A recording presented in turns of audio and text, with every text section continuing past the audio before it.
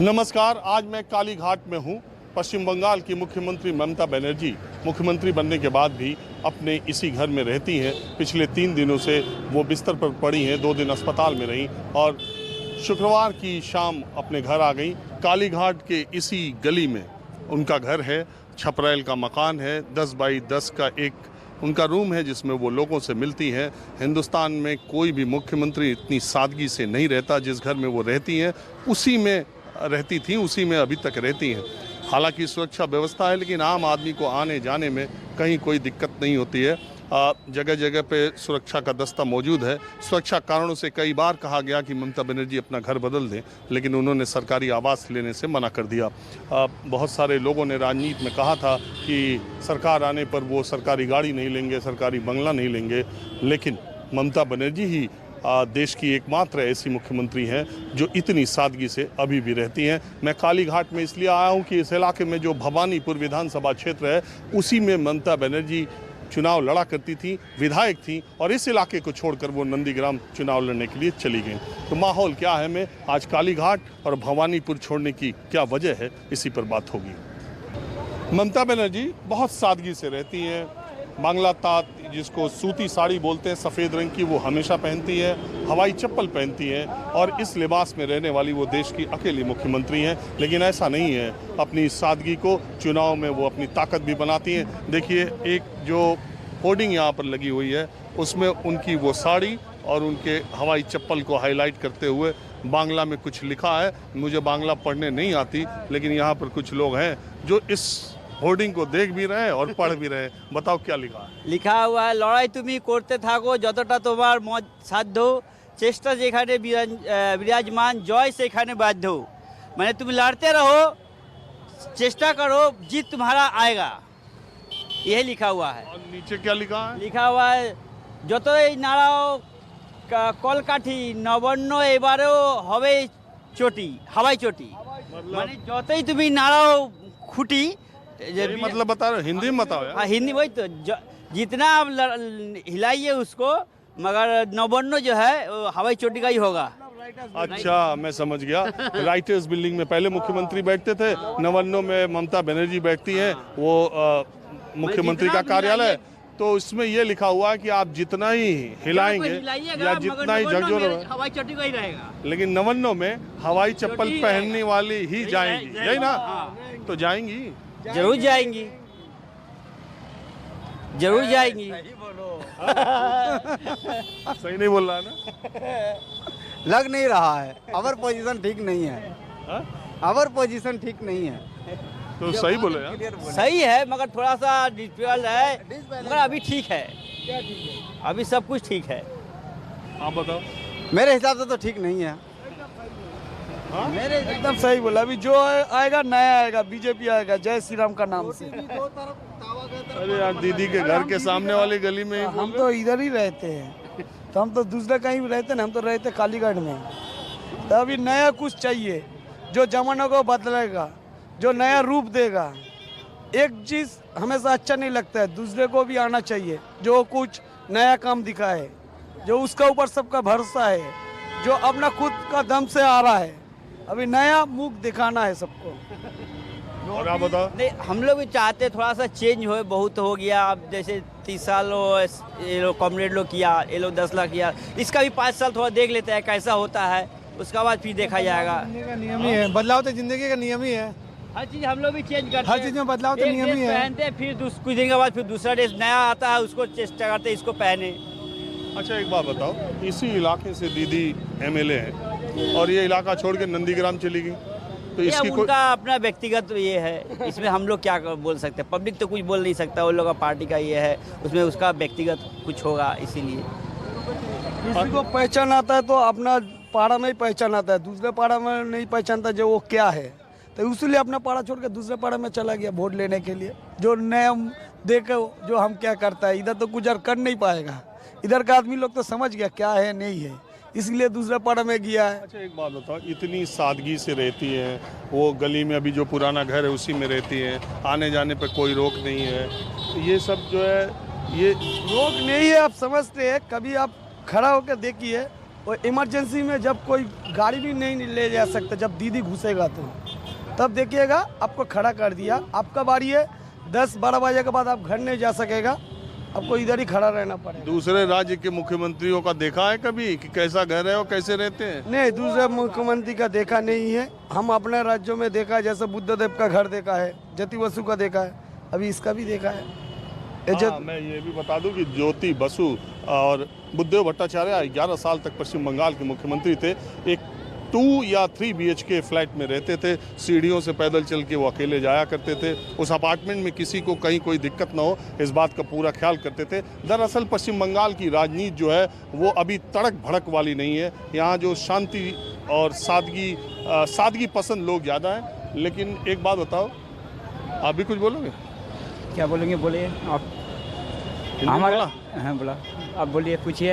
ये दीदी के बारे में पूछ रहे हैं। दीदी के वेस्ट बंगाल का सबसे ज़्यादा मुख्यमंत्री था, यह वेस्ट बंगाल का भारत स्वाधीन हुआ पहले से ये आज तक जो भी मुख्यमंत्री था इसके तरह मुख्यमंत्री नहीं था किसी के। इसीलिए बोल रहा हूँ, विश्व कन्याश्री, आप स्वास्थ्य साथी, खाद्य साथी, सब कुछ के लिए, स्कूल पास के लिए जो बच्चा को बोई, खाता, पेंसिल, बूट, जूते, जामा, पैंट, कोई आज से पहले कोई सरकार नहीं दिया।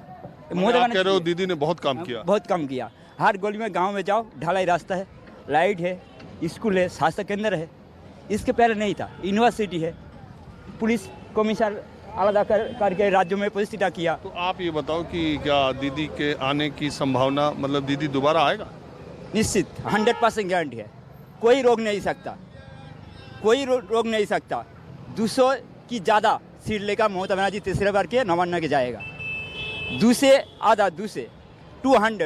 सीट, 200 से ज़्यादा सीट जीत के नवान्न में जाएगा। हाँ, 2016 से पहले 2021 से जो चुनाव आएगा, कि जो दिन के बाद चुनाव होएगा, उससे हम लोग पश्चिम बांग्ला आदमी जो हो, ये लोग क्या बोल रहे हैं, ये नहीं, ये लोग जो बोल रहे नहीं होगी।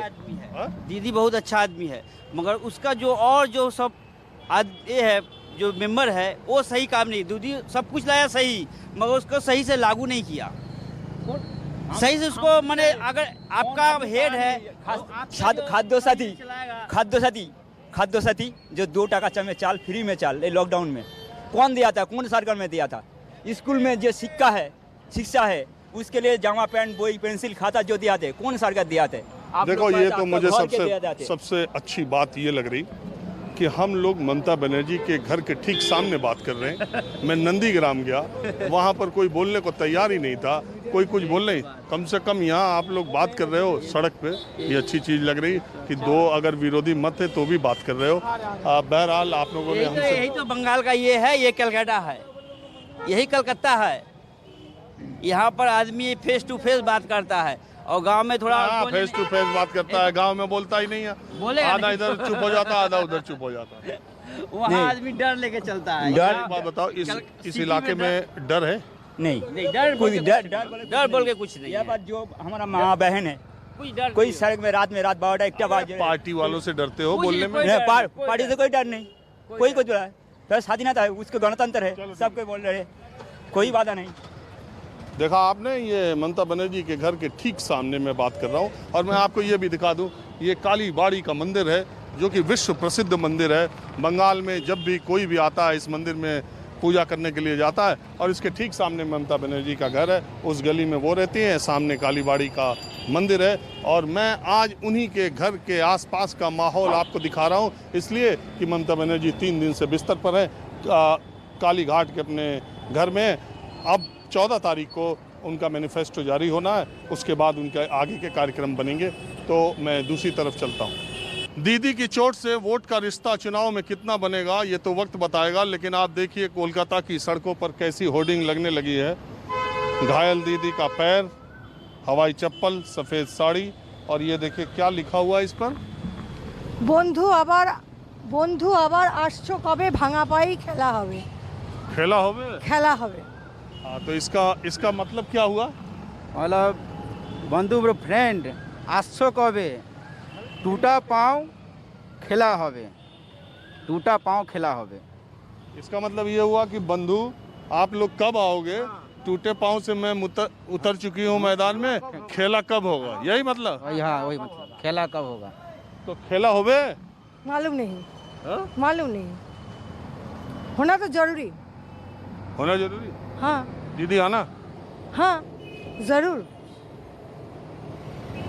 और ये चोट लगा उसको क्या मानते हो आप? ये हम इसलिए हम कुछ नहीं जानते, हम तो देखा नहीं सुना है, इसलिए हम क्या बोले। तो फिर ये होर्डिंग लगा दिया चोट का, मालूम नहीं क्यों। इससे वोट मिलेगा? ये वोट के लिए तो होर्डिंग नहीं लगाया ना। तो बंदूक किसको बुला रहा है? मालूम नहीं। आप बताओ, खेला होवे? खेला तो होवे, हाँ खेला तो होवे। इसका कुछ असर होगा होर्डिंग का? होर्डिंग का भी कुछ असर होगा, जरूर असर होगा। एक बार बताओ, दीदी आएंगी? जरूर दीदी आएंगे। हाँ? आएंगे। आप बताओ। क्या बताएंगे, अनजात क्या बता सकते हैं, कोई गारंटी नहीं है आने का कि आने का, संभावना नहीं है। 50-50 है? अनजादा नहीं भी आ सकती? नहीं भी आ सकती है, बीजेपी ने भी जोर लगाया। आ सकता है, बीजेपी भी आ सकता है या दीदी भी आ सकता है, जिसका नसीब होगा वही आ सकता है। नसीब वाला ही आएगा। नसीब वाला है, ये पब्लिक के ऊपर है, कौन आएगी कौन आएगा, ये तो जब वोट होगा रिजल्ट होगा। लेकिन माहौल देखिए, माहौल है पश्चिम बंगाल भी दीदी का ही माहौल गर्म है। देखिए, और जिस तरह के टीएमसी के लोगों की बातें सामने आ रही हैं, और ये सब प्रतीक है, मैं आज जो आपको दिखा रहा हूँ, ये सब माहौल बनाने की बात है। दीदी एक बार जब टूटे पैरों से अब चुनावी मैदान में उतरेंगी, चुनावी सभाओं में जाएंगी, व्हील चेयर्स पे जाएंगी, तो उसका क्या माहौल बनेगा, कितनी सहानुभूति मिलेगी। और दीदी जिस तरह का पहले भी आपने देखा होगा, कई बार इस तरह की घटनाएं दीदी के साथ हुई हैं। बहरहाल माहौल क्या है, हमें कुछ और लोगों से बात करते हैं। अब हम काली घाट से बस में सवार होकर यात्रा कर रहे हैं। आपको मालूम है कि अलग अलग जगहों से हम माहौल क्या है दिखाते रहते हैं। काली घाट एरिया में हम हैं और बस में बिल्कुल आम लोगों से बातचीत करते कि माहौल क्या है। हम जानने के लिए ये आए हैं कि कोलकाता का माहौल क्या है। अभी तो यहाँ पे मतलब इलेक्शन की सारी चीज़ें चल रही हैं, ट्रैफिक काफ़ी जैम भी हम लोग को मिल रहे हैं।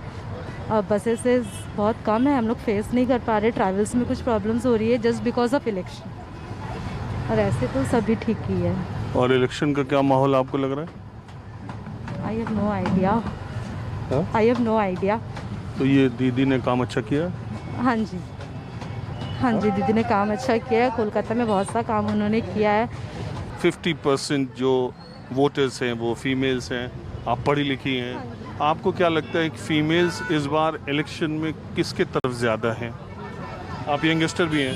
यस, आई थिंक कोलकाता में तो ज़्यादा वोट दीदी को ही मिलने चाहिए और उनको ही मिलेंगे, बट नॉट श्योर, कुछ भी हो सकता है। और बीजेपी को, अगर बीजेपी की बात की जाए तो उसकी स्ट्रेंथ क्या आप मानती हैं, और कैसे बीजेपी आपको लगता है कि इतनी स्ट्रांग हो गई और इतना नेक टू नेक फाइट के लिए आ गई? नेक टू नेक होगी कि नहीं? हाँ जी, ज़रूर होंगी neck to neck, because they are also very strong parties,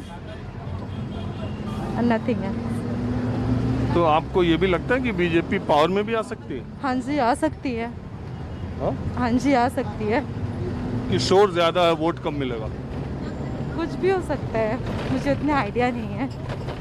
मगर आप ये मानती हैं कि फीमेल्स दीदी की तरफ ज़्यादा है? हाँ जी, ज़रूर, ज़रूर। पढ़े लिखे लोग भी और गांव के लोग भी? हाँ जी, बहुत। अच्छा, ये दीदी का जो पैर टूटा था, उससे दीदी का कोई वोट का फ़ायदा नुकसान? नहीं, फायदा नुकसान का बात नहीं है, लेकिन ये होना नहीं चाहिए। अच्छा, हम काली घाट से ही गुजर रहे हैं। दीदी ने ये इलाका छोड़ करके नंदीग्राम से चुनाव लड़ने का फैसला किया, तो बहुत लोग कह रहे हैं कि वो बहुत सेफ नहीं थी यहाँ, लेकिन दूसरी बात है कि नंदीग्राम जाके रिस्क भी लिया। नहीं नहीं नहीं, ये कोई मतलब नहीं है कि वो रिस्क लिया है। ठीक ही है, जहाँ से भी वो चुनाव लड़ेगी वो जीत जाएगी। मतलब आपको ये लगता है कि हैट्रिक मार देंगी दीदी? हाँ, इसमें सबसे बड़ा फैक्टर क्या है? काम जो किया है, रूरल एरिया में जो काम किया है, उसका ही फायदा उठेगा। और कुछ नहीं। और ये जो जय श्री राम और हिंदुत्व और वो सब कोई कुछ नहीं बनेगा। हाँ? कुछ सीट जरूर बीजेपी को मिलेगा, हाँ, ये ठीक ही बात है, लेकिन आखिर में कोई फायदा नहीं होगा। लेकिन ये भी तो देखो, आप लोकसभा में बीजेपी को 18 सीटें मिल गई। वो कांग्रेस सीपीएम का वोट जुड़ के हुआ है। सीपीएम कांग्रेस का जो आदमी है नीचे तला का, वो सब बीजेपी को वोट दिया था, इसीलिए 18 सीट मिला। इस बार नहीं देगा? नहीं, हाँ, इस बार तो क्लियर डिमार्केशन हो गया। वो सीपीएम का वोट सीपीएम में ही मिलेगा और कांग्रेस का वोट कांग्रेस में ही मिलेगा। तो मैं बिल्कुल आम से लोगों से आपको माहौल क्या है बता रहा हूँ। मैं बस में चढ़ गया कोलकाता में, क्योंकि बिल्कुल आम लोग कोलकाता में पहले तो ट्राम में बैठते थे, अब कोई बैठता ही नहीं है। अभी तो बस चल रहा, कलकत्ता में प्लेन चल रहा, शहर हो गया। पहले गांव था, अभी शहर हो गया। ममता बनर्जी सबसे आया, हम लोग कल कलकत्ता लॉकडाउन बना दिया। लंदन बना दिया? हाँ जी, बिल्कुल बना दिया। लंदन बना, हम रहता है मेटियापुरी में। तो असल बात है, हम लोग का जो कल हम लोग का जो भी माझाट जो ब्रिज बनाया, आप लोग सबको जगह है अच्छा करके बनाया। हाँ, और सब ब्रुक लाइन जो ब्रिज बनाया वो भी ममता बनर्जी बनाया। अरे दिल्ली से पहले कलकत्ता भारत की राजधानी थी। हाँ, वो तो आप बता रहे हो कि ना, अभी जो जो किया है ममता दीदी ने किया है? जो वो किया वही बात बोल रहा हूँ। तो आएगा ममता दीदी की नहीं? जी बिल्कुल आएगा। ममता बनर्जी जीता है और वोट्स में ज़्यादा वोट में जीताएगा। कलकत्ता में, पश्चिम बंगाल में बीजेपी नहीं आएगा, ये 100% चैलेंज है। 100% क्या बोलते ही 100% जीतेगा ममता बनर्जी। आप बोल रहे हो तो आप ही के बगल में बैठे हुए हंस रहे हैं, क्या बोल रहे हो? हम नहीं जीतेगा, हाँ? चांस कमती है। नहीं जीतेगा? कौन आएगा? बीजेपी आएगा। ये जो बोल रहे हैं, सबका अपना अपना सोच है। हाँ, सबका अपना अपना सोच है। आपका क्या सोच है? बीजेपी आएगा। और इसकी वजह क्या है? यहाँ बहुत अराजकता है। हाँ? बहुत चेंज चाहता है, इंसान चेंज चाहता है। बंगाल के शहरों में, गांवों में चुनाव को लेकर माहौल क्या है और आप क्या देख रहे हैं? माहौल तो ठीक ही है, लेकिन देखिए सब तो जो विचार है वोट का तो पर्सनल डिसीजन है, तो बोलना नहीं चाहिए किसको देना। लेकिन हम लोग यही चाहते हैं कि उन्नयनमूलक काम हो, जो भी हो, लेकिन उन्नयन होना चाहिए। तो जो भी आए जो भी करे। तो हम तो यही पूछ रहे हैं कि ये 10 साल जो सरकार रही वो काम की? थोड़ा बहुत तो किया है, लेकिन not up to the satisfactory. तो आप क्या मानते हैं कि बदल जाना चाहिए? नहीं, ये तो बहुत प्राइवेट बात है, आपका नहीं बोलना नहीं चाहिए, लेकिन हम लोग चाहते हैं उन्नयन हो। नहीं, मैं ये कह रहा हूँ कि आपको ऐसा माहौल में लग रहा है कि बदलाव की बयार है या वही रिपीट हो जाए? हाँ हाँ, नहीं बदलाव तो चाहिए, बदलाव चाहिए। बदलाव तो होना ही था, होना भी है, लेकिन होना जरूरी है।